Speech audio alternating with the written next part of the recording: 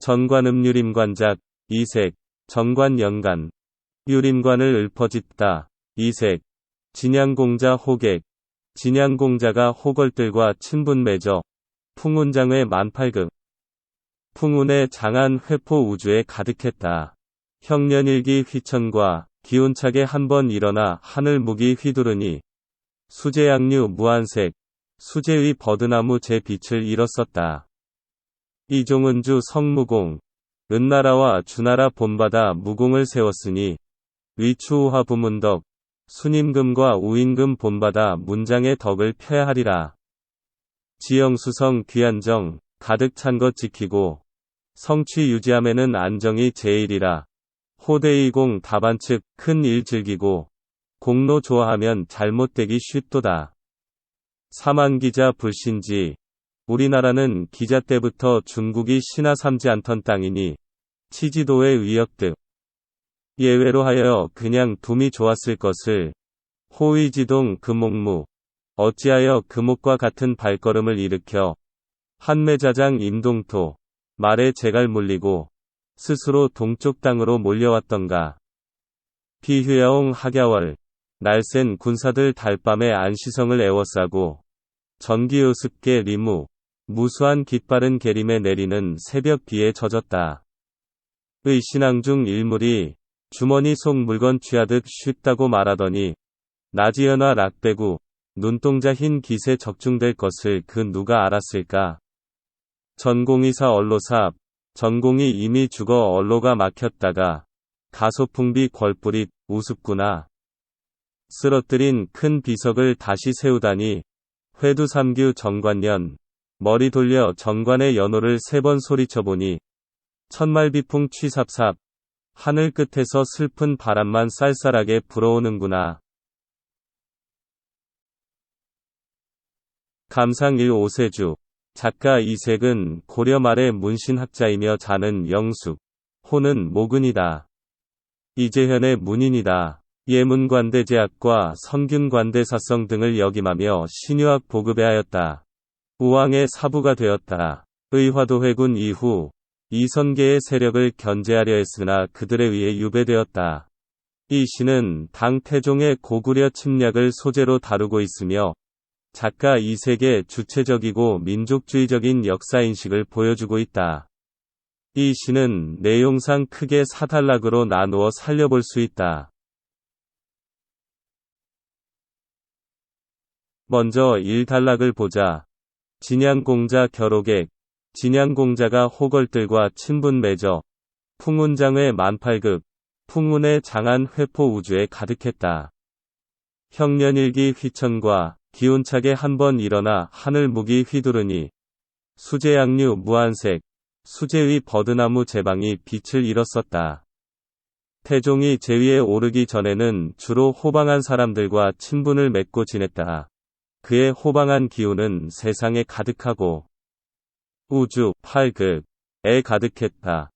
호방한 기운은 실력에 근거한 신념에서 나오는 힘이다. 젊은 시절에 품어온 야망과 길러온 호기가 권력을 잡자 구체적 행동으로 옮겨져 하나의 새로운 역사를 창조하는 것이었다. 그가 제위에 올랐을 때 하늘의 뜻을 명분으로 조금도 말서림 없이 한 번에 일어나 기운차게 바로 실천에 옮겨졌다. 수나라 제방의 버드나무가 얼굴빛이 없어졌다는 것은 그가 수나라 앙제를 처부수고 황제가 되었음을 상징한다. 여기서는 당태종이 수나라를 물리친 사실의 내력을 적어 전쟁과 명분의 상호관계를 위론할 실마리를 마련하고 있다.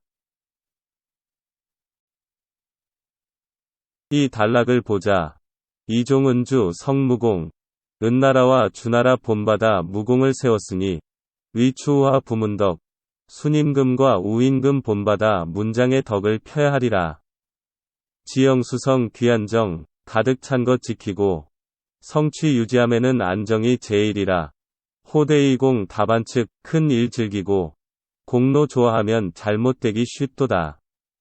당태종이 수나라를 칠 때 당태종은 은나라와 주나라의 명분을 빌어 전쟁을 성공적으로 수행했다. 따라서 당태종은 마땅히 순임금과 우임금을 쫓아 문덕으로 정치를 천하에 펴야 한다. 천하를 얻은 것은 이미 최고의 엄적을 이룬 것이다. 최고의 것은 빼앗으려는 사람이 많다. 그래서 그것은 지키기도 힘드는 것이다. 이런 경우 우선 기반을 공고히 해야 한다. 기반을 공고히 함에는 우선 안정해야 한다. 남아있을지도 모르는 패배한 세력과 반발 세력을 존재 여부를 살피고 그들의 역공을 막아내야 한다. 그러기 위해서는 일정 기간 안정이 필수적인 것이다.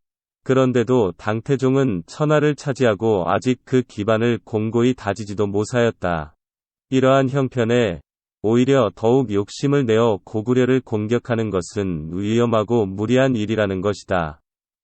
작가는 당태종의 성급한 팽창주의라고 비판하고 있다. 아울러 당태종의 성급한 팽창주의는 큰 일을 즐기고 공로를 좋아하는 일이다. 이러한 경우 많이 다 의도와는 다르게 될 수도 있다. 이것은 곧 개인적 영웅주의에 지나지 않는다고 혹평하고 있다. 여기서는 우임금과 순임금의 덕치주의와 당태종의 성급한 영웅주의를 비교하여 당태종의 성급하고도 명분에 어긋난 이웃나라 고구려를 침략하는 전쟁을 비판하고 있다. 결국 여기서는 순임금과 우임금이 덕치를 펼쳐 태평성대를 이룬 사실을 들어 당태종이 고구려를 무력으로 침공함이 도리에 맞지 않음을 지적하고 있다. 3단락을 보자. 사만기자 불신지. 우리나라는 기자 때부터 중국이 신하 삼지 않던 땅이니 치지도의 역득. 예외로 하여 그냥 둠이 좋았을 것을 호의지동 금옥무. 어찌하여 금옥과 같은 발걸음을 일으켜 한매자장 임동토 말에 재갈 물리고 스스로 동쪽 땅으로 몰려왔던가. 비휴야옹 하갸월. 날쌘 군사들 달밤에 안시성을 애워싸고 전기효습 계리무. 무수한 깃바른 계림에 내리는 새벽 비에 젖었다. 의 신앙 중 일물이 주머니 속 물건 취하듯 쉽다고 말하더니 나지연화 락배구 눈동자 흰 깃에 적중될 것을 그 누가 알았을까? 작자는 먼저 중국과 우리나라의 각별했던 역사를 이야기한다. 중국이 우리나라에 대해서 결코 신하의 나라로 대하지 않고 평등한 관계로 예의를 지켰던 사실을 말했다. 이 사실을 고려할 때 당태종도 고구려를 팽창정책의 예외로 인정하여 그냥 내버려 두었어야 마땅하다. 그런데 어찌 금과 옥같이 고귀한 황제의 신분으로 침략, 위 발걸음을 재촉하였단 말인가. 그것도 은밀히 말에 재갈을 물리고 직접 군사를 지휘하여 우리나라를 침략하였단 말인가. 침략을 목표로 단련된 날랜 군사들을 이끌고 당태종은 달밤에 안시성을 포위하였다. 그때 조용한 우리나라는 새벽비가 내리고 있었고 원전군인 당나라 군대의 깃발은 새벽비에 젖고 있었다. 당태종의 팽창정책에 무고한 당나라 군사들은 타국에서 새벽비를 맞으며 생사의 싸움을 기다리고 있었다는 것이다. 개인적 욕망에 눈이 먼 당태종은 안시성을 자기 주머니에 든 물건처럼 쉽게 가질 수 있다고 생각하고 있었다. 그러나 나라를 지키려는 안시성주 양만춘의 저항은 그렇게 녹록한 것이 아니었다. 그의 지혜와 용기와 무술도 대단한 것이었다.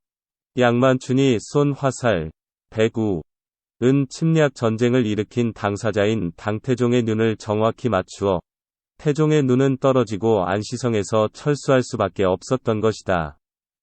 여기서는 당태종이 고구려를 침공하여 싸웠으나 고구려 장수 양만춘이 애국심과 용기와 지혜로 물리쳐 당나라가 무참히 패배한 사실을 적고 있다. 4단락을 보자.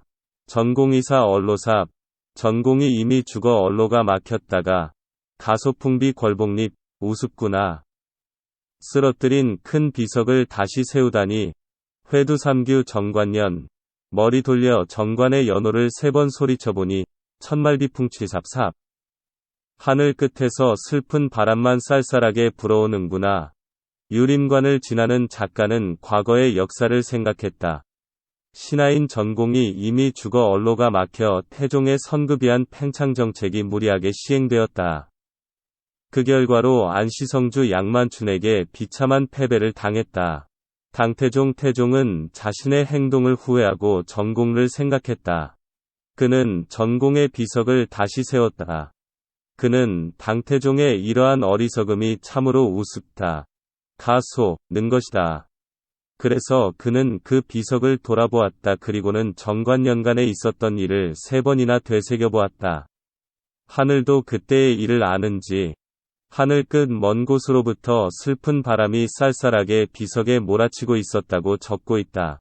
결국 여기서는 성급한 팽창주의 정책을 후회하는 태종과 고구려 장군 양만춘이 나라를 지켜낸 장쾌한 일을 상기함으로써 당시의 소극적이고 사대적인 고려의 현실을 비판하는 그 시대 지성인으로서의 작가의 주체적인 역사의식이 드러나고 있다.